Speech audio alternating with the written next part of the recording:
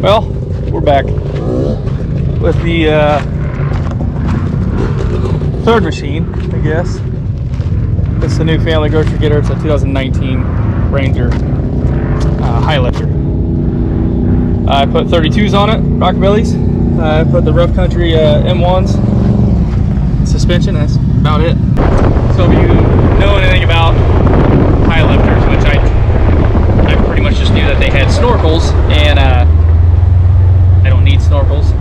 I didn't ever care for the look of them. I didn't care for anything about it, so I never even considered a Highlifter. But I knew I was going to a Ranger after having the Talon and the Rmax and the Pioneer. Pretty much the only thing that was left was Polaris or Can-Am, and I have a couple buddies that have the Rangers. We rode in them, and they're just so quiet and smooth down the road. So I was like, it's time probably to give it a try. Did some research, found out for 2019 that really the Highlifter for this year is the one to get. You have an IGR on the low side of the transmission. You have updated axles, updated diff, gear reverse instead of change in reverse. There's just a lot of benefits of going with a Highlifter over a base model Ranger or an XP for that matter. Just the suspension was terrible. The stock Highlifter suspension was absolutely awful. So I went with one of the cheaper options of the rough country M1.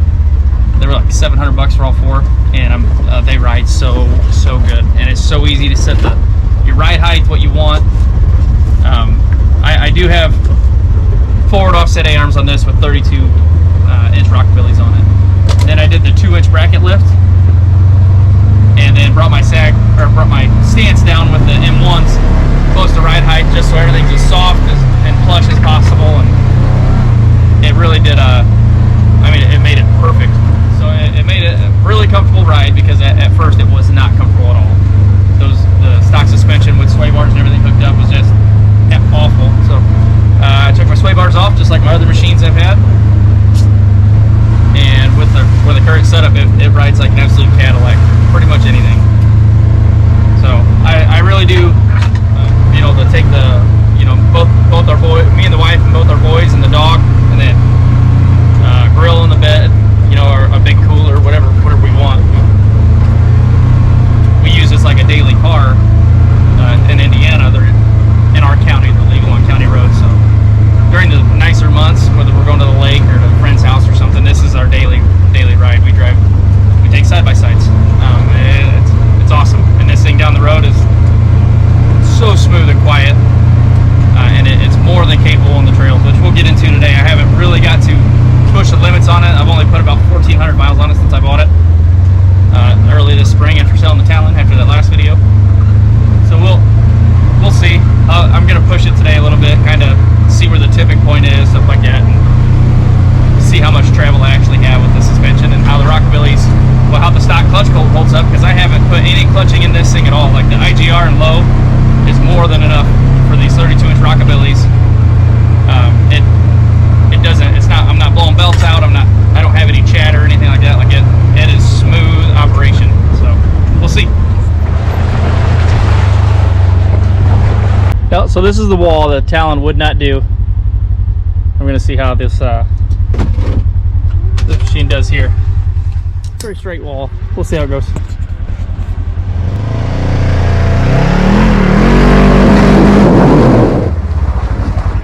Man, I'm so close.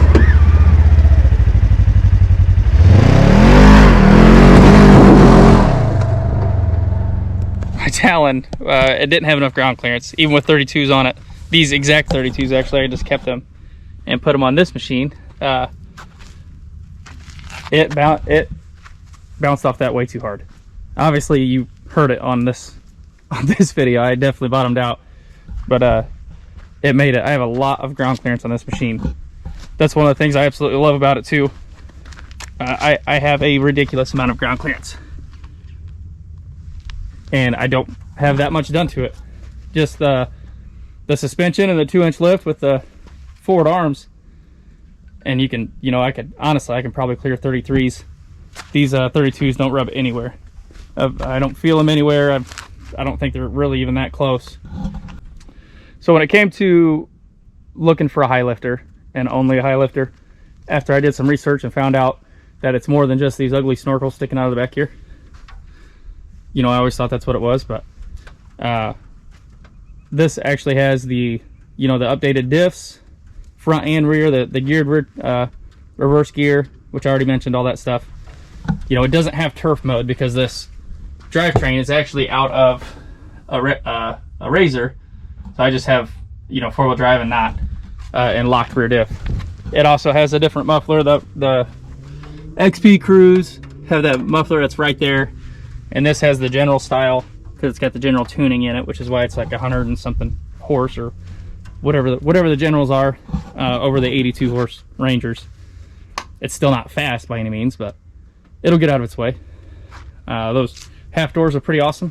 If I'm comparing it to all the machines I've had, it doesn't ride the best. I would probably rank it third out of my 4 machines. The Rmax would be number 1. That thing rode, as soon as I unhooked sway bars and put 32s on it, it absolutely rode like a Cadillac everywhere. The Talon, after I put the Bandit tender springs on and put 32s, that rode really nice after that too. I have no complaints. And this rides really good on smaller bumps. The sharp little ones, this soaks that up a lot better, but the bigger hits, it does not take, obviously, like the Rmax or the Talon, which I don't expect it to. You know, it's not a sport machine. Too deep. I've really enjoyed this one. I haven't even thought about selling it yet. Like I said, I bought it with 100 miles. It was the first really used machine that I bought. It had 100 miles on it, but it was a 2019, so it was, you know, 4 years old when I bought it. I've put 1,400 miles on it, so not that many. Not as many as the Rmax or the Talon. But I did some really good trips in it this year, and I'm excited. Next year we're going to go west again. We'll be out in the Rockies. I'm going to take this out there for that. I didn't take it this year just because I was really worried about reliability from buddies that have Razors and Generals and Rangers. I pulled a couple of them back when I had my Hondas, and it made me nervous buying one, but I could not be happier. I only put a belt in it at 1,300 miles. I put a belt on it just to see what the stock one was like, where it was. It never broke or went out on me or anything like that. It doesn't leak a drop of fluid. It doesn't use any oil. I absolutely love it, and the kids love it. The wife loves it. It doesn't feel as big as what it is. Like when you're riding it on a trail, tight trails, it does not feel like you're in a truck. I'm a fan of it so far.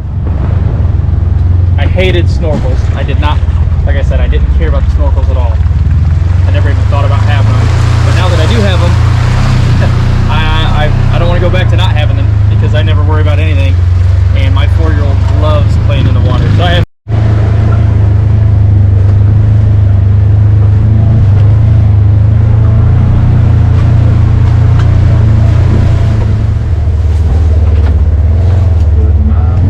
it's a really good flex to see how much I actually have.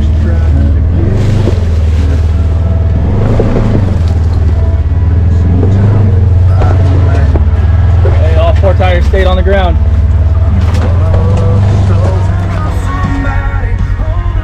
Still one of my favorite hills out here.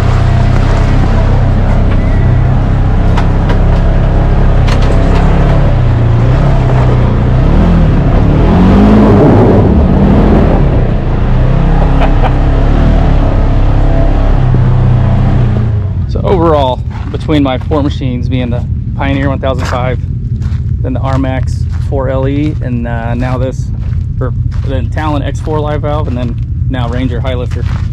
An older one at that.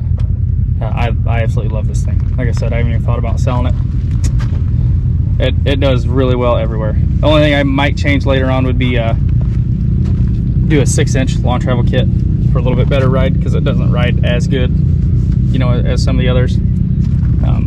Everything else, I mean, you point it anywhere, it goes anywhere you want to, just as well as the Pioneer, you know, better than the Pioneer and Rmax did probably. The Talon, that's another machine too. That's a point and shoot machine, anything you want to go up, but this is similar. it's not that heavy. It weighs less than the Rmax did. With the Rockabillys on, I'm running about 7 pounds in them because we've been doing some road riding, and that's probably too much. You can see I got a little bit of flex on the sidewall, but that's probably too much air for some of the stuff I was doing today. You know, I could air them down to like 4. I would have got a little bit better grip on some of the rocks I was playing on.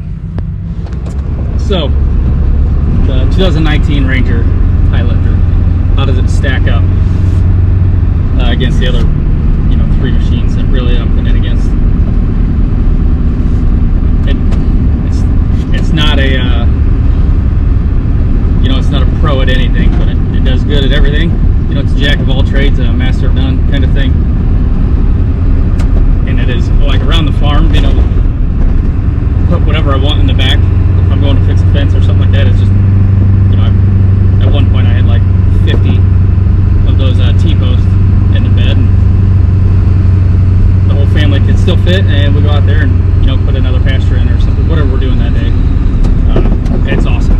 It's absolutely awesome. If we're going camping that weekend with horses and I need to go get, you know, 6-7 square bales, I can just stack them all over in that thing, and it's super nice to have. It's handy. We're remodeling a 4-horse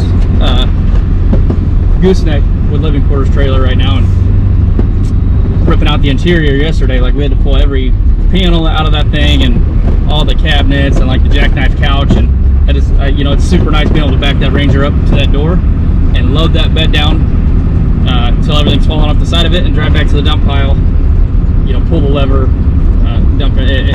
It's super nice to have for everyday stuff. Like I said, it doesn't ride near as good as the Rmax did, or the Talon. By the time I got rid of the Talon, because the Talon didn't ride good when I got it. You know, but for everything else, you know, the 98% of the time that we're not in Ride Royal Blue or one of the outlaw trails in Kentucky, you know, or Wildcat, whatever, where we're at when we go on those rides, this thing does awesome. It might not ride as good, but it does everything else, I mean, great. It holds its footing really well. It's not top heavy. I have a absolute ridiculous amount of ground clearance for not having a big lift on it. You know, I just have that 2-inch bracket lift, and it does awesome, like everywhere. I'm not bottoming out constantly. You know, you saw today I bottomed out a little bit, but that was a pretty sharp edge that I was trying to crawl over, and it's a long wheelbase machine. My Pioneer wouldn't even go up that, and my Rmax did. Like, it was nothing, but, and didn't bottom out. The Rmax, like I said, it was probably the best built machine I've ever had, was that Rmax, but it was just too loud. Build quality on this is, I would say, up to par. You know, it's above Honda, but still below Yamaha. I have not had an issue out of this, and I was worried because I used to pull Polaris home quite a bit when I had that Pioneer, and so I was nervous about it. But a little preventative maintenance and buying the right machine, I guess, goes a long way as far as, you know, being a Highlifter. So it has everything updated. We have 2 toddlers in there, and my wife and dog. So, and now we have another kid coming in April, which is why I kind of wanted to get another long wheelbase. I knew we were probably going to have one more, and the Talon cabin, there's absolutely no room in that thing. Like, there's not enough room to do a bench seat in the back. So to try to fit 3 kids with 2 of them being in car seats, there ain't no way that was happening in that machine. So really, I had to make something, and it was either going to be a Pioneer 1006 or this Ranger, you know, 6-seater. After I started looking up what a Highlifter was, it had to be a Highlifter, and just ended up finding it at the, you know, right time and right price, and went up and snagged it. I haven't looked back. So I'll try to do a couple on our next big trips. We'll go out west. I'll definitely document that whole thing. That'll be a video, and then probably our Memorial Day trip.